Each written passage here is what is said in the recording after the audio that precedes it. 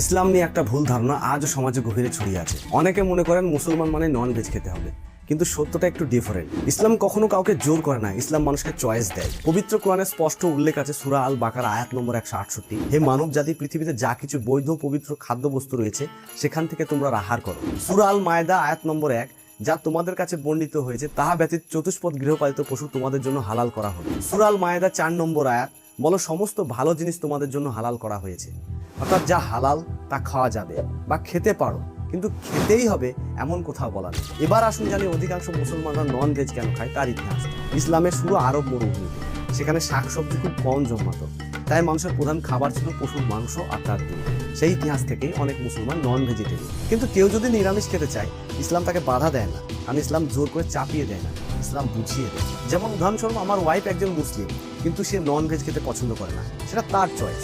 আপনারা কি মনে করেন, খাবার দিয়ে একজন মানুষকে বিচার করা সঠিক? কমেন্ট করে বলুন। ভিডিও ভালো লাগলে লাইক সাবস্ক্রাইব অবশ্যই করবেন।